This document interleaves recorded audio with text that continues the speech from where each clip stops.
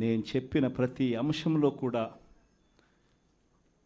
ఒకవైపున సూపర్ 6 గాలికి ఎగిరిపోయింది, సూపర్ 7 గాలికి ఎగిరిపోయింది, ఎన్నికలప్పుడు చెప్పిన మేనిఫెస్టో చెత్తబుట్టలోకి వెళ్ళిపోయింది, ప్రజలకు ఇచ్చిన మాటలు మోసాలుగా తేలిపోయాయి. మరోవైపున వ్యవస్థలన్నీ కూడా, ఇప్పుడు నేను చెప్పిన వ్యవస్థలన్నీ కూడా విద్య, వైద్యం, వ్యవసాయం, గవర్నెన్స్, అన్ని వ్యవస్థలు కూడా తిరోగమనంలో కనిపిస్తూ ఉన్నాయి. కేవలం ఒకే ఒక వ్యక్తి మారాడు ముఖ్యమంత్రి, ఒకే ఒక పార్టీ మారింది, వైఎస్ఆర్సీపీ పక్కకు పోయి టీడీపీ వచ్చింది. తేడా అంతే. ప్రతి వ్యవస్థ తిరోగమనం, ప్రజలకు అంతవరకు అందుతూ ఉన్న ప్రతి పథకం రద్దు, వీళ్ళు చేస్తామన్న ప్రతి పథకము మోసం, అబద్ధం. కేవలం 9 నెలల కాలంలోనే ఇవన్నీ మన కళ్ళ ఎదుటే ఇవాళ కనిపిస్తూ ఉన్న పరిస్థితులు. నేను అందుకనే చెప్తా ఉన్నా, ఈరోజు ఓడిపోయినా కూడా చెప్తా ఉన్నా, మనకి ఇంతకుముందు 50% ఓట్ షేర్ వచ్చింది. ఈ ఎన్నికలు అయిపోయేసరికి మన ఓట్ షేర్ 40%. ఒక 10% ఓట్ షేర్ మనకు రావాల్సింది రాకుండా పోయింది. కారణం, ఆ రోజు కేవలం మీ జగన్ అబద్ధాలు చెప్పలేకపోయాడు, అదొక్కటే కారణం. కానీ నేను చెప్తా ఉన్నా, మీ జగన్ అబద్ధాలు చెప్పలేకపోయాడు కాబట్టి అధికారానికి మనం దూరం అయ్యాం. కానీ అధికారానికి దూరం అయినా కూడా మీ జగన్ మీ గుండెల్లోనూ మీ మనసుల్లోనూ లీడర్ అంటే ఇలా ఉండాలి అని చెప్పి మాత్రం ముద్ర వేయగలిగాడు. కారణం ఏమిటంటే, రాజకీయాల్లో ఉన్నప్పుడు విలువలు ఉండాలి, రాజకీయాల్లో ఉన్నప్పుడు విశ్వసనీయత అన్న పదానికి అర్థం తెలియాలి. ఈ జగన్, మీ జగన్ మరో 30 సంవత్సరాలు రాజకీయాల్లోనే ఉంటాడు. ఈరోజు తెలుగుదేశం పార్టీ కార్యకర్తలు, తెలుగుదేశం పార్టీ నాయకులు ఏ ఒక్కరూ కూడా ఏ ఇంటికి వెళ్ళే పరిస్థితి లేదు. వీళ్ళు గన ఇళ్ళకు పోవడం మొదలు పెడితే, వీళ్ళు గన ప్రజల్లో తిరగడం మొదలు పెడితే ఏమవుతుంది? ఆ ఇంట్లో నుంచి ఆ చిన్నపిల్లలు మొదలు పెడతారు. ఏమంటారు? ఈరోజు మీరు చేస్తూ ఉన్న ఈ తప్పుడు సాంప్రదాయం ఎంత దారుణమైన తప్పుడు సాంప్రదాయం అంటే, రేపొద్దున ఎవడన్నా ఎన్నికి కాండి, ప్రభుత్వంలో ఉన్న వాళ్ళు రేపొద్దున ఇదే పద్ధతిలో పోలీసులు పెడతారు, కిడ్నాపులు, ఇదే పరిస్థితులు ఎత్తుకొని పోవడాలు, ఇదే పరిస్థితిలో ఎవడన్నా ఏమన్నా గెలుసు, ఏమన్నా జరుగు, ఏమన్నా అయ్యి లాస్ట్కి ఏమో చైర్మన్లు ఏమో అధికారంలో ఉన్న పార్టీ వాళ్ళు చైర్మన్లు. ఇదే ప్రజాస్వామ్యం, ఇదే మనకు కావాల్సిన ప్రజాస్వామ్యం. అందరూ కూడా ఆలోచన చేయాలి.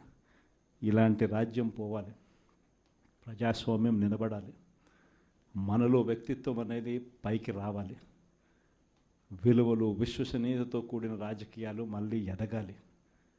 పలానోడు మా నాయకుడు, చెప్పిన ప్రతి మాట నెరవేర్చాడు, ఇతనే మా నాయకుడు అని చెప్పుకునే విధంగా, ప్రజలు గొప్పగా చెప్పుకునే విధంగా నాయకత్వం రావాలి. కార్యకర్త కాలర్ ఎగరేసి చెప్పుకునే విధంగా నాయకత్వం పెరగాలి, ఎదగాలి. ఇది వైఎస్ఆర్ కాంగ్రెస్ పార్టీ ఐడియాలజీ. దీనికి కట్టుబడినాం, ప్రజలకు గొప్ప పాలన అందించాం. రాబోయే రోజుల్లో ఈసారి ప్రజలు మన పాలన చూశారు, చంద్రబాబు నాయుడు పాలన చూశారు. మళ్ళీ వైఎస్ఆర్ కాంగ్రెస్ పార్టీ ఒకసారి ఎన్నికైతే, ఈసారి మాత్రం వైఎస్ఆర్ కాంగ్రెస్ పార్టీని ప్రజలు పోగొట్టుకోకుండా మరో 30 సంవత్సరాలు కన్సిస్టెంట్గా మళ్ళీ అదే పాలనని ఎన్నుకుంటారన్న నమ్మకం, విశ్వాసం నాకున్నాయి. చంద్రబాబు నాయుడు లాంటి వ్యక్తులు అనే మాట, బటన్లు ఏముంది, ముసలావిడ కూడా నొక్కుతుంది బటన్లు అని చెప్పి ఇదే మాట చంద్రబాబు నాయుడు అన్నాడు. మరి ఇదే చంద్రబాబు నాయుడు ఎందుకు బటన్లు నొక్కలేకపోతా ఉన్నాడు అని చెప్పి ఇదే చంద్రబాబు నాయుడిని ఈరోజు గ్రామంలో ఉన్న ప్రతి ఇంట్లో ఉన్న వ్యక్తులు కూడా ఈరోజు అడుగుతూ ఉన్నారు. మరి ఈరోజు ఏమంటా ఉన్నాడు? ఎంత మొహమాటం లేకుండా, ఎంత నిస్సిగ్గుగా ఏమంటా ఉన్నాడు? రహస్యం ఏదైనా ఉంటే చెవిలో చెప్పు అంటాడు. ఇంకా ఏమంటాడు? బటన్లు నొక్కిన జగన్ను పంపించినారు ప్రజలు, బటన్లు నొక్కిన కేజ్రీవాల్ను పంపించినారు, బటన్ల టైం అయిపోయింది అంటున్నాడు. అంటే మొహమాటం లేకుండా నిస్సిగ్గుగా ఇంత దారుణంగా అబద్ధాలు చెప్పి మోసం చేసి అధికారంలోకి వచ్చిన ఈ వ్యక్తిని చీటర్ అంటామా? 420 కేసు పెట్టాల్సిన కేసు కాదా ఇది అని చెప్పి నేను అడుగుతా ఉన్నాను. అందరం కలిసికట్టుగా ఈ ప్రభుత్వాన్ని గట్టిగా బంగాళాఖాతంలో కలిపే పరిస్థితిలోకి తీసుకొని పోవాలి. ఎన్నికలైపోయాయి, దాదాపుగా 9 నెలలు కళ్ళు మూసుకొని కళ్ళు తెరిచేసరికి అప్పుడే 9 నెలలు గడిచిపోయింది. నిజంగా 2019 నుంచి 2024 మన ప్రభుత్వం ఉన్నప్పుడు, అంటే వైఎస్ఆర్సిపి జగన్ 1 పరిపాలన ఉన్నప్పుడు మనమంతా కూడా ఆ 5 ఏళ్ళు చరిత్రలో ఎప్పుడు చూడని విధంగా, ఇంతకుముందు ఎప్పుడైనా ఇది సాధ్యమేనా అని అనుకునే పరిస్థితి నుంచి కాదు, లేదు, ఇది సాధ్యం అవుతుంది అని చెప్పి చరిత్ర మార్చిన పాలన చూపించగలిగిన పాలన ఎక్కడైనా జరిగింది అని అంటే అది వైఎస్ఆర్ కాంగ్రెస్ పార్టీ పాలనలోనే మాత్రమే జరిగిందని చెప్తాను. ఈరోజు పరిస్థితి ఏమిటి అని చెప్పి ఒక్కసారి చూస్తే, నేను చెప్పిన ప్రతి అంశంలో కూడా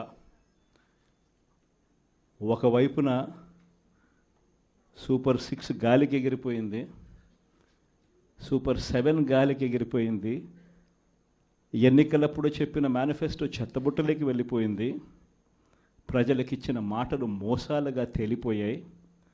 మరోవైపున వ్యవస్థలన్నీ కూడా, ఇప్పుడు నేను చెప్పిన వ్యవస్థలన్నీ కూడా, విద్య, వైద్యం, వ్యవసాయం, గవర్నెన్స్, అన్ని వ్యవస్థలు కూడా తిరోగమనంలో కనిపిస్తూ ఉన్నాయి. కేవలం ఒకే ఒక వ్యక్తి మారాడు, ముఖ్యమంత్రి. ఒకే ఒక పార్టీ మారింది, వైఎస్ఆర్సీపీ పక్కకు పోయి టీడీపీ వచ్చింది. తేడా అంతే. ప్రతి వ్యవస్థ తిరోగమనం, ప్రజలకు అంతవరకు అందుతూ ఉన్న ప్రతి పథకం రద్దు, వీళ్ళు చేస్తామన్న ప్రతి పథకము మోసం, అబద్ధం. కేవలం 9 నెలల కాలంలోనే ఇవన్నీ మన కళ్ళ ఎదుటే ఇవాళ కనిపిస్తూ ఉన్న పరిస్థితులు. నేను అందుకనే చెప్తా ఉన్నా, ఈరోజు ఓడిపోయినా కూడా చెప్తా ఉన్నా, మనకి ఇంతకుముందు 50% ఓట్ షేర్ వచ్చింది. ఈ ఎన్నికలు అయిపోయేసరికి మన ఓట్ షేర్ 40%. ఒక 10% ఓట్ షేర్ మనకు రావాల్సింది రాకుండా పోయింది. కారణం, ఆ రోజు కేవలం మీ జగన్ అబద్ధాలు చెప్పలేకపోయాడు, అదొక్కటే కారణం. కానీ నేను చెప్తా ఉన్నా, మీ జగన్ అబద్ధాలు చెప్పలేకపోయాడు కాబట్టి అధికారానికి మనం దూరం అయ్యాం. కానీ అధికారానికి దూరం అయినా కూడా మీ జగన్ మీ గుండెల్లోనూ మీ మనసుల్లోనూ లీడర్ అంటే ఇలా ఉండాలి అని చెప్పి మాత్రం ముద్ర వేయగలిగాడు. కారణం ఏమిటంటే, రాజకీయాల్లో ఉన్నప్పుడు విలువలు ఉండాలి.